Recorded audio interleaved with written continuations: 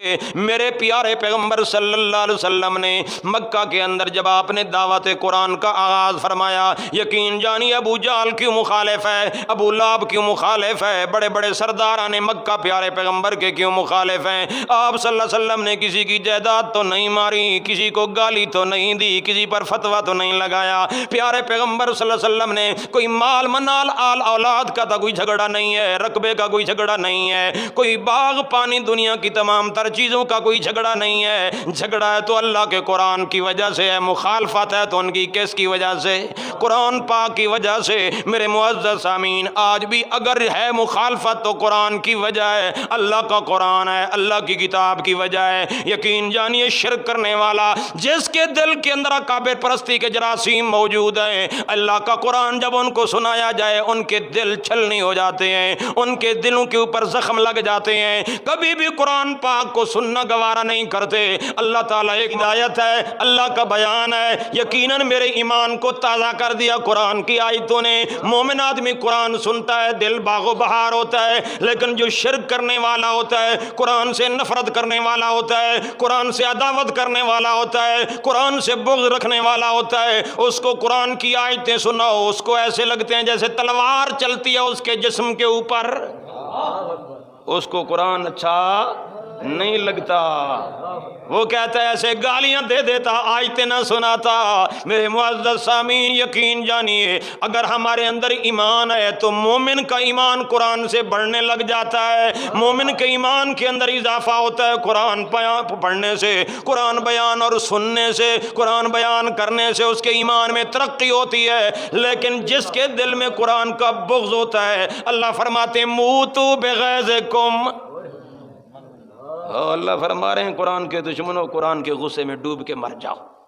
اللہ پہنچائی، اللہ کے نبیوں نے شریعت پہنچائی، اللہ کے نبیوں نے دعوت دی، اللہ کے نبیوں نے اللہ کی وحی پہنچائی قوم تک، لیکن مخالفین نے کیا کیا؟ یستہزئون، اللہ کے نبیوں کا مذاق اڑایا، میرے نوح پیغمبر کا مذاق اڑایا گیا، میرے ابراہیم پیغمبر کا مذاق اڑایا گیا، میرے موسیٰ پیغمبر کا مذاق اڑایا گیا، میرے زکریا پیغمبر کا مذاق اڑایا گیا۔ جو بھی نبی آیا ہے میرے پیارے پیغمبر ان کے ساتھ لوگوں نے استہزاء اور مذاق کا معاملہ کیا ہے۔ کذالک نسلک فی قلوب المجرمین، اللہ تعالیٰ فرماتے ہیں اسی طریقے سے اللہ فرماتے ہیں میں اپنی وحی کو تیر و نشتر بنا کر ان کے دلوں میں، اللہ تعالیٰ فرماتے ہیں فی قلوب المجرمین، جو مجرم لوگ ہوتے ہیں ان کو اللہ کی وحی تیروں کی طرح چھلنی کر دیتی ہے، تیر کی طرح کیا کر دیتی ہے؟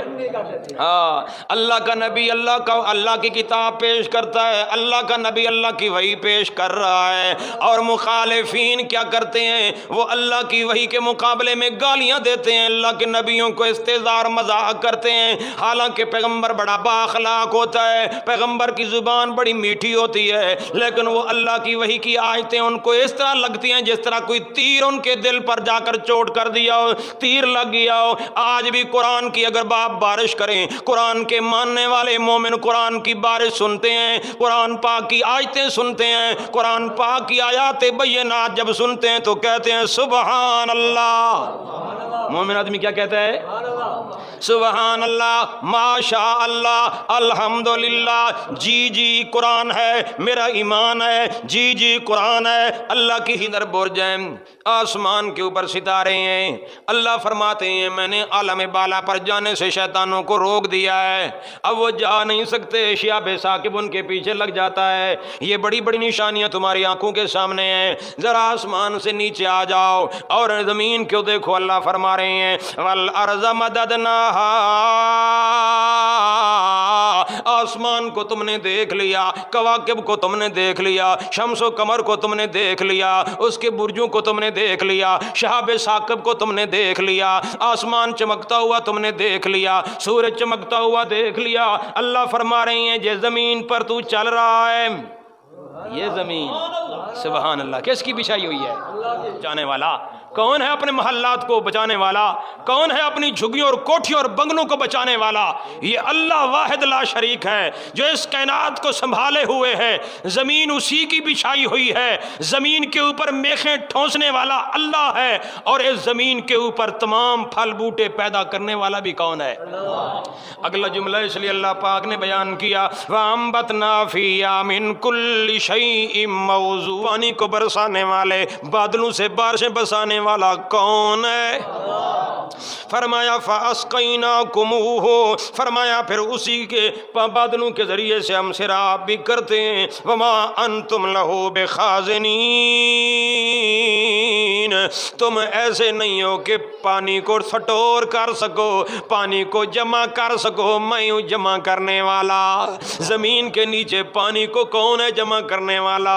اللہ ہے جمع کرنے والا، برسانے والا بھی اللہ، زمین کے نیچے جمع کرنے والا بھی اللہ۔ اللہ فرما رہے ہیں تمہارے بس میں نہیں ہے کہ سارا پانی تم جمع کر سکو۔ فرمایا وَإِنَّا لَنَحْنُ نُحْيِي وَنُمِيتُ، یہ تو کائنات کی نشانیاں ہم نے تمہیں بتائی ہیں، ہم نے تمہیں آسمان کا تذکرہ کر کے سمجھایا ہے، ہم نے زمین کا تذکرہ کر کے سمجھایا ہے، درختوں کا تذکرہ کر کے سمجھایا ہے، ستاروں کا تذکرہ کر کے سمجھایا ہے، نباتات کا تذکرہ کر کے ہم نے سمجھایا ہے۔ مختلف پہلوؤں سے اللہ فرماتے میں نے سمجھایا ہے، اپنی قدرت کی نشانیاں کھول کھول کر تمہاری آنکھوں کے سامنے رکھ دی ہیں۔ اللہ فرما رہے ہیں اسی طریقے سے یہ بات بھی سمجھ لو، ہم ہی ہیں نحیی و نمیتو، زندہ کرنے والے بھی ہم ہیں، مارنے والے بھی۔